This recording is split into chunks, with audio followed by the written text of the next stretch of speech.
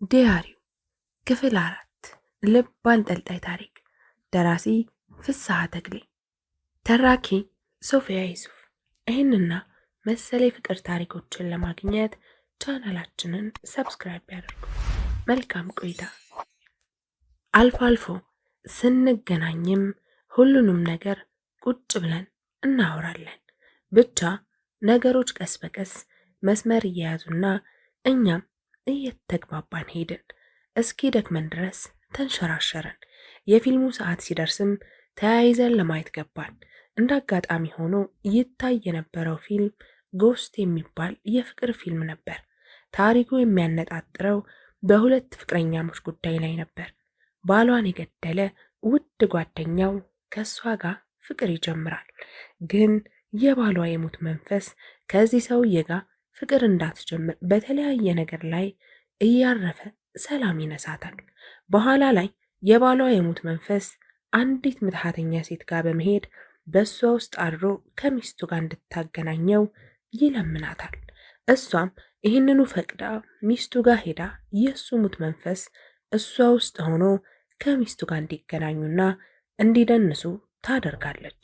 በኋላም የባሏ የሞት መንፈስ ያንን የገደለውንና ሚስቱን ሊያማግጥ የሞከረውን ጓደኛውን በመግደል ይበቀላል። ጓደኛው ከሞተ በኋላ ሰይጣኖች ነፍሱን ወደ ገሃነም እየጎተቱ ይዘዋት ሲሄዱ ይታያል። ይህንን ስታይ አልማዝ ታሪኩ በሷ ላይ የተፈጸመ እስኪመስል ድረስ በጓደኛው ድርጊት እየተናደደች አያናድም እያለች ይሄ ባለጌ ትላለች 10 ጊዜ። ባሏን ገድሎት ሲያበቃ ደሞ ሚስቱን ሊነጥቀው ነው? ምን አይነት ጨካኝ ሰው ነው እያለች በመደነቅ መልክ በየመሃሉ ታወራለች።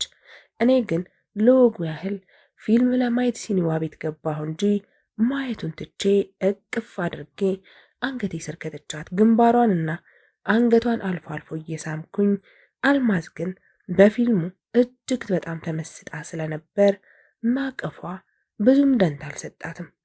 አንዳንዴ ለማቀፍ በምሞክርበት ጊዜ ፊልሙን ስለምከልልባት ፊቴን በእጇ ገለል እያደረገች ተንጠራርታ እጄን አንስታ ፊልሙን ማየት ትጀምራለች። እኔም በእሷ ሁኔታ እጅግ በጣም ተገረምኩ። ፊልም እንግባ ስል የምንዳራበትን ቦታ ከመፈለግ አንጻር እንጂ ለፊልም ይህን ያህል ፍቅር ይኖራታል ብዬ ገምቼ ስላልነበር አማራጭ አልነበረኝምና ፊልሙን እንድትጨርስ ፋታ ሰጠኋት።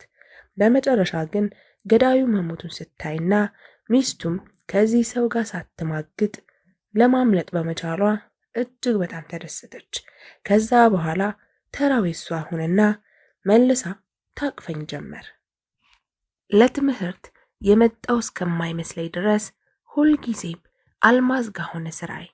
እኔ ምን እንደነካኝ ባላውቅም ነገር ግን ለሷ ያለኝ ስሜት ቀን በቀን እየጨመረ መጣ። ስራዬ አልማዝ ሆነች። ድንገት ከአንድ አስፈሪ ቅዠታማ ህልም ክፉኛ ደንግጦ እንደባነነ ሰው እኔም ከዛ መናገርና አለመናገሬ የቱ ላይ እንደሆነ ጥቅምና ጉዳቱ ሳይገባኝ የቱ መቅረት እንደነበረበት እንኳ ካለየሁለትና ገደቡን ከሳተ ትረካዬ ባንኜ ቀና አልኩና ከባድ ሸክም እንደወረደለት ሰው በረጅሙ ተነፈስኩ። 50 አለቃውን ፊት ለፊት ያየሁት የደከመው ቢመስልም ይህን ሁሉ ቅጥልጥል ታሪክ በጽሞና መከታተሉ ገረመኝ። አንዳች የተጠነሰሰ ውስብስብ ነገር ቢኖር ነው እንጂ እንዴት ይህን ያህል ጊዜ ሰጥቶ በዝምታ ሊያዳምጠኝ ቻለ በማለት ጥርጣሬ ይበልጥ ጨመረ። 50 አለቃው በተራው በረጅሙ ተነፈሰ። ከጠየቅኩት በላይና ውጪ ማውራት ያልነበረብኝን ታሪክ ተገቢ ላልሆነ ሰው ማውራቴ ታወቀኝ። ታሪኩ ውስጥ ሰጥሜ ስለነበር ያለፈ ታሪኬን የማውራ ሳይሆን አሁን በተደረገ አንዳች ድርጊት ውስጥ የተሳተፍኩ ያህል ነበር የተሰማኝ።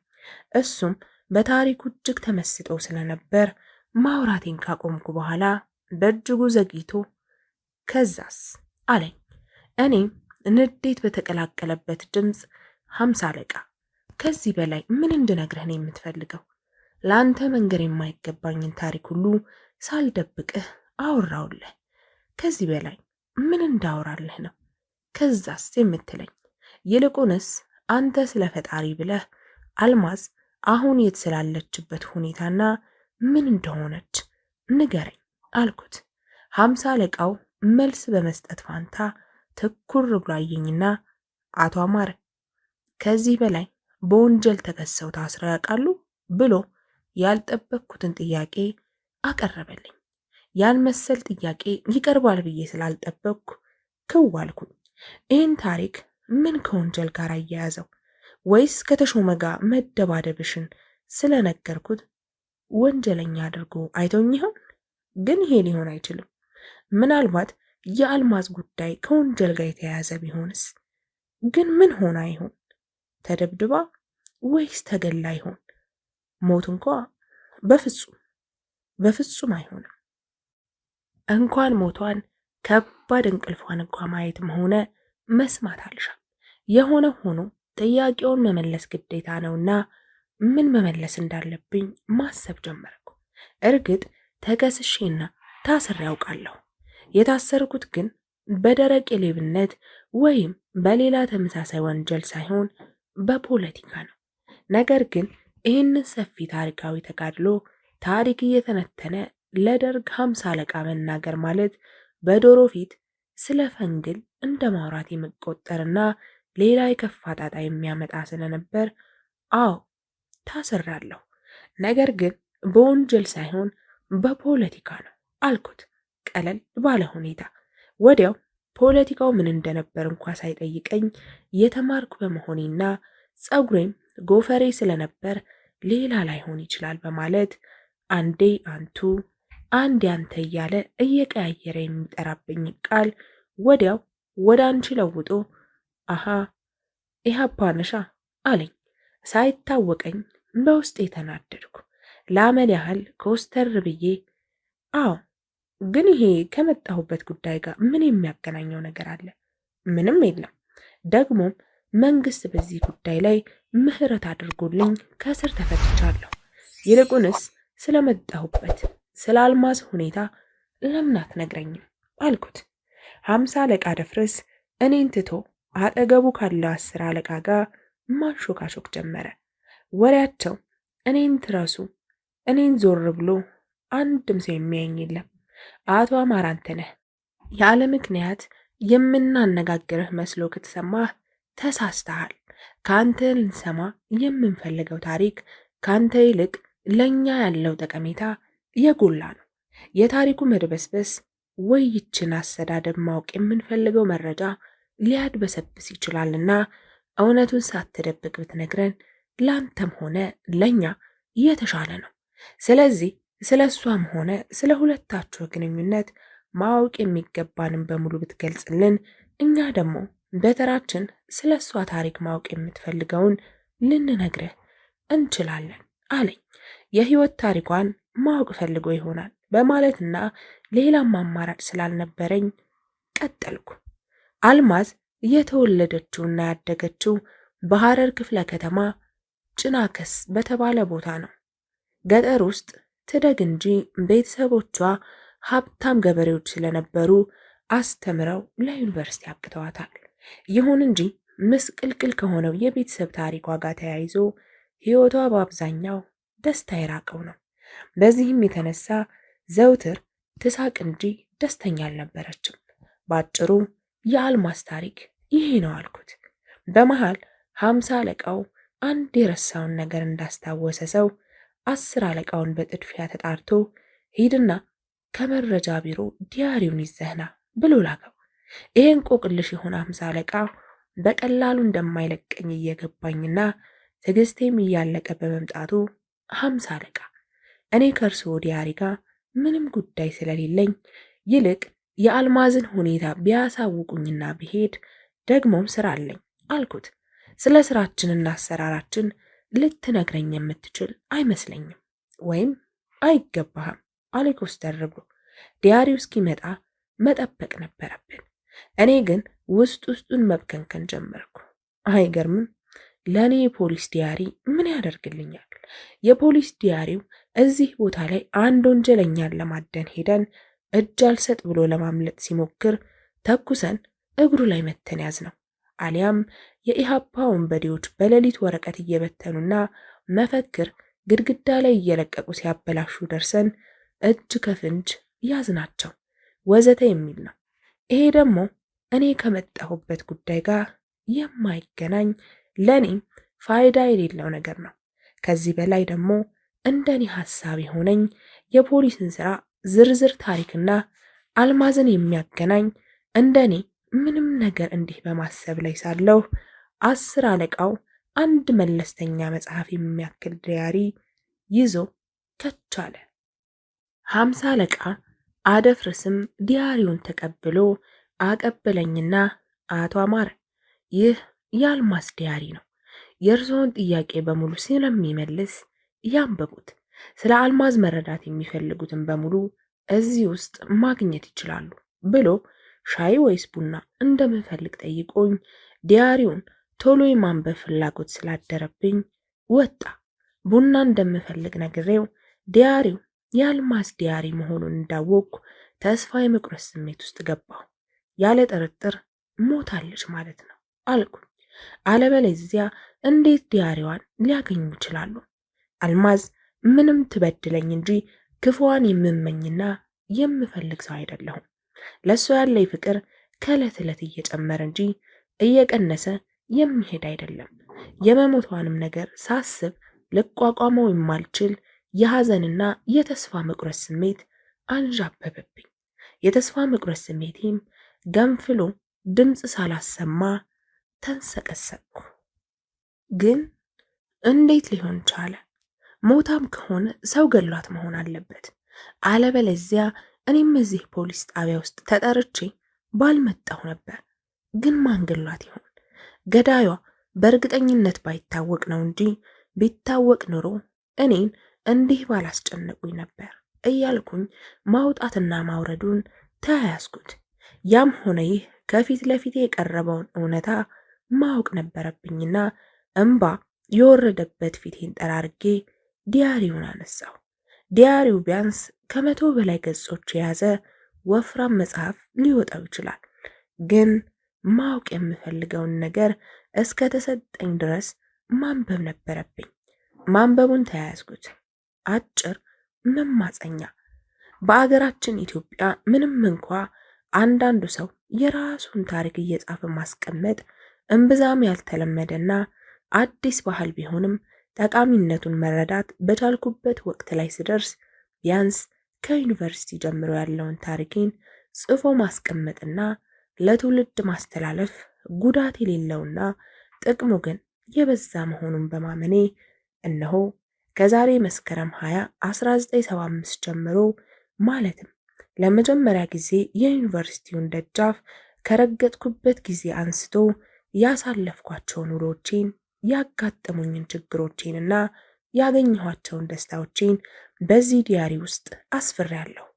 ይህንን ዲያሪ እኔ ካለፍኩ በኋላ ለባለቤቴ ወይም ለልጆቼ፣ እነዚህ ከሌሉ ደግሞ እድሜ ሰጥቷቸው መቆየት ከቻሉ ለብቸኛ ዘመዶቼ ማለትም ለእናቴ ወይም ለአባቴ በውርስ እንዲተላለፍልኝ ይሁን።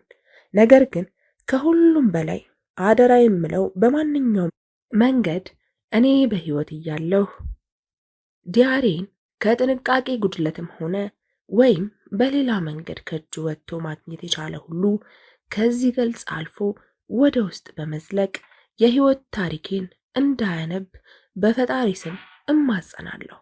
አልማዝ አስፋው፣ መስከረም 20 ቀን 1975። ፊርማ አለበት።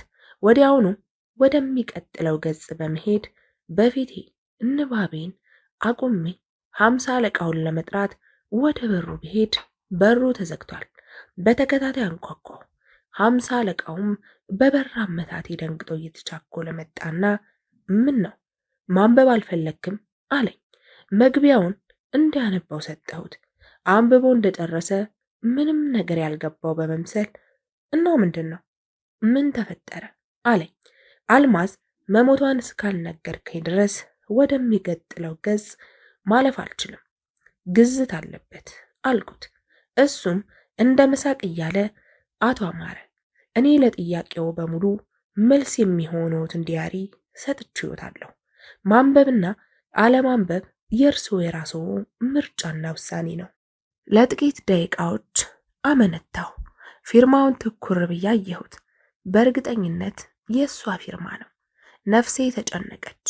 ትንሽ ቆየት ብዬ ግን ራሴን ማታለል ካልሆነ በስተቀር አልማዝ እንደሆነ ሞታለች የሚለውን የራሴን ያልተረጋገጠ ድምዳሜ ይዤ ንባቤን ቀጠልኩ። አለማያ የደረስኩት ወደ 10 ሰዓት ገደማ ነበር። ከጭናክሰን ይዞን የተነሳው አውቶቡስ ቀርፋፋ ስለነበረና ሐረርና ጅጅጋ ላይ ብዙ ስለቆምን ከሚጠበቀው በላይ ዘግይተናል።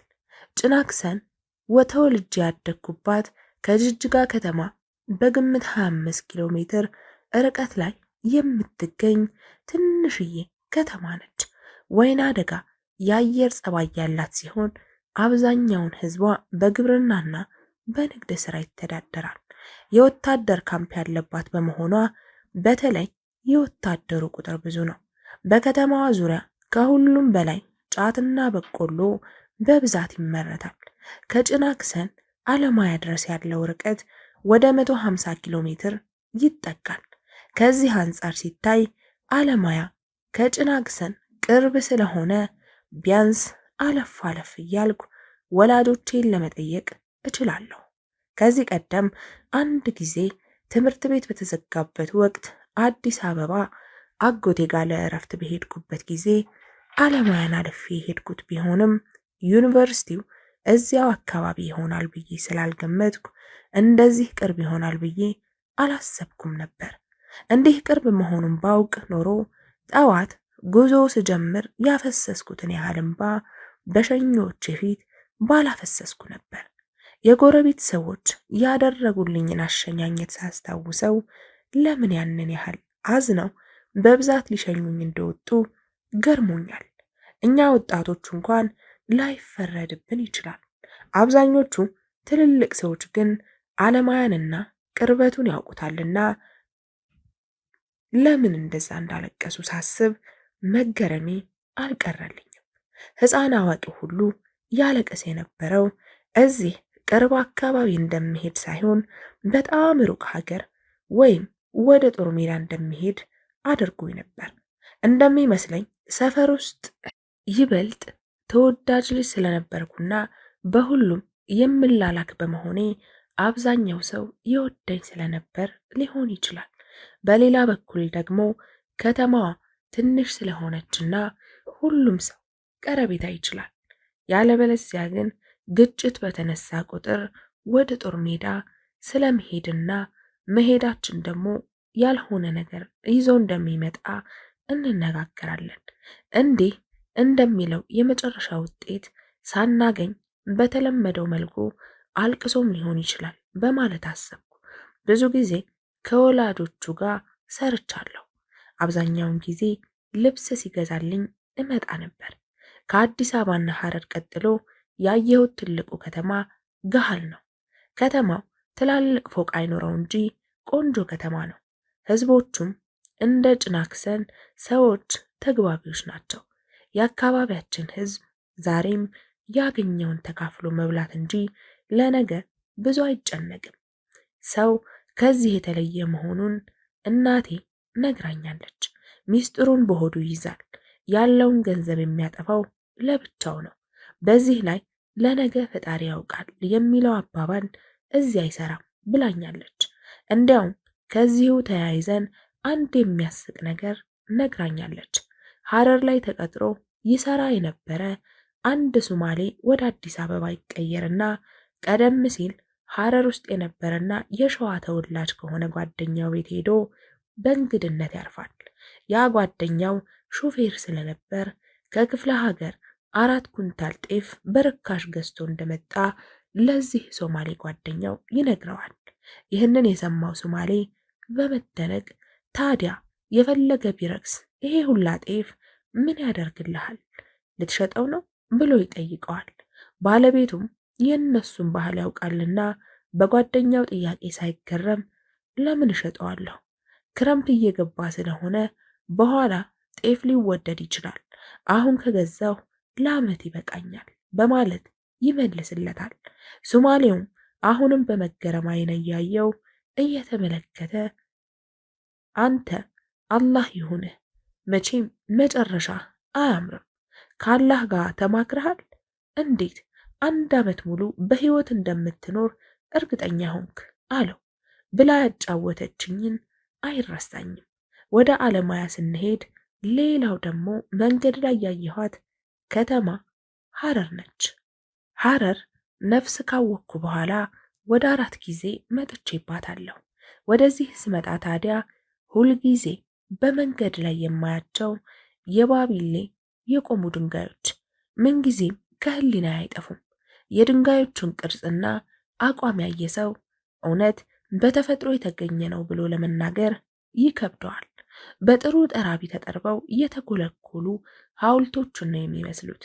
ከዚህ በተጨማሪ አባቴ ሁልጊዜ ባቢሌን ስንደርስ ኦቾሎኒ ሳይገዛልኝ አያልፍም።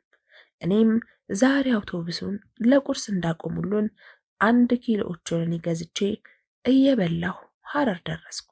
ሌላው ሐረርን ሳስብ የማረሰው ቆንጆቹን የሀደሬ ሴቶችና ሰፈራቸው ጀጎልን ነው። በዚህ ሁኔታ እየተጓዝኩ አለማያ ደረስኩ። ግቢ እንደገባሁም በቀጥታ ወደ ሬጅስተር ቢሮ ሄጄ ተመዝግቤ ከጨረስኩ በኋላ ቁልፍ ተቀብዬ ወደ መኖሪያ ክፍል ያመራሁ። ከኔ ጋር 5 ሴቶች አንድ ክፍል ውስጥ የተመደብን ሲሆን ከዚህ ውስጥ ገና ሳያት ዓይኔ ያረፈባትና ለጓደኝነት የመረጥኳት ኤልሳቤት ነበረች። ኤልሳቤት የአዲስ አበባ ልጅ ስትሆን መልኳም ሆነ አለባበሷ እጅግ በጣም ማራኪ ነው። ከሌሎችም ይልቅ ፈጥና የተግባባችው እኔን ስለነበር እርሷም እንደኔ ለጓደኝነት እንደመረጠችኝ እርግጠኛ ነበርኩ።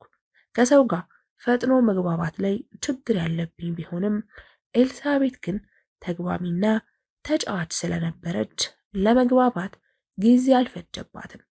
ልክ ብዙ ጊዜያት አብረው እንዳሳለፉ ጓደኛሞች የቆጤ ባጡን ስንለፈልፍ አመሸን። እኔ በአንድ ቤት ውስጥ ከብዙ ሰዎች ጋር ስተኛ የመጀመሪያዬ በመሆኑ ልብሴን አውልቄ ለመተኛት ሁሉም እስኪተኙ መጠበቅ ነበረብኝ። ኤልሳቤት ግን እንዲህ ሁላችን በተሰበሰብንበት አፏ ስራውን ሳይፈታ ልብሷን አውላልቃና የሌሊት ልብሷን ለውጣ አልጋዋ ውስጥ ገባች። እርግጥ ቀሚሷ፣ የጡት መያዣዋና የሌሊት ልብሷ ሁሉ በወንድ ገንዘብ እንደተገዛ የሚያስታውቅና የሚያምር ስለነበር እኛ እያለን ብታውልቀው እኛን ያስቀና እንደሆነ እንጂ እሷን የሚያሳፍር አልነበረም። በዚህ ላይ የሰውነቷ ቅርጽና ጠቆር ያለ ገላዋ ቀለም እጅግ ውብ ነበር። እርግጥ እኛ አካባቢ የተለዩ ልብሶችን በኮንትሮባንድ ከሶማሊያ ስለሚገቡ እኔም ብሆን የለበስኩት ልብስ ለክፉ የሚሰጥ ባይሆንም እንደሷ ግን በሰዎች መሃል ልብሴን ለማውለቅ ድፍረቱ እንዲህ በቀላሉ ላገኘው የምችል አልነበርኩም። መስከረም 21 1975 ዓ.ም ጠዋት እንደተነሳን ቁርሳችንን ለመብላት ተሰለፍን። ምግብ እኔ የጠበቅኩት በተለያዩ ጎድጓዳ ማቅረቢያዎቹ ስንደርስ ለእያንዳንዳችን የተለያየ ጎድጎድ ያሉ ክፍተቶች ያሉት ሰሃንና 1 ኩባያ ተሰጠን። ቦታዎቹ ሁሉ የተለያዩ የምግብ አይነቶች ተሞልተዋል። እንደሚሰጡም ቢሆንም በሳህኑ ላይ 1 ዳቦ ተደረገና በኩባያው ሻይ ብቻ ተቀዳለን። እኔ የገበሬ ልጅ ስለሆንኩ እኛ ቤት ቁርስ የሚበላው ፍርፍር፣ እንቁላል በእንጀራ አሊያም እንጀራ በሽሮ ወጥ ስለነበር እንጀራ አይሰጡንም እንዴ ብዬ ኤልሳቤትን ጠየቅኳት። እየሳቀች ቁርስ ላይ ዳቦ በእንቁላል በማርማራታ አሊያም እንጀራ በሽሮ በቅቤ ስለነበር እንደዛ አይሰጡንም እንዴ ብዬ ኤልሳቤትን ስለጠየቅኳት እየሳቀች ቁርስ ላይ ዳቦ በእንቁላል በማርማራታ አሊያም ዳቦ በቅቤ በወተት ከሻሂ ጋር ይበላል እንጂ እንዴት እንጀራ ይበላል ስትለኝ ደንግጬ ክው አልኩኝ። ከድምጿ ጋር እጆቿን አይኖቿንና አንገቷን እያከከች ገመናዬን አወጣችብኝ፣ ሳቀችብኝ። ብቻ ከሁላችንም የተለየ መሆኑን ዕዳ ከአባይና ልዩነት ጋር ተያይዞ የመጣ ስለመሰለኝ ይህ እሷ የምትወደውን ምግብ ባይጥመኝም መብላት ጀመርን። ጠዋት ቁርስ ከበላን በኋላ ግቢውን ከኤልሳና ከሌሎች የመኖሪያ ክፍላችን ልጆች ጋር ሆነን እየሄድን መጎብኘት ጀመር። መጀመሪያ የጎበኘነው የተለያዩ የዱር እንስሳት የሚገኙበትን አካባቢ ማለትም ዙ 200 እየተባለ የሚጠራውን ስፍራ ነበር። አንበሳ፣ ዝንጀሮ፣ ጅብና አዞ የመሳሰሉ እንስሳትን ጎበኘው። በተለይ አንበሳና አዞን በአካል ሳይ የመጀመሪያ ጊዜ በመሆኑ በጣም ደስ አለኝ። ክፍል 5 ይቀጥላል።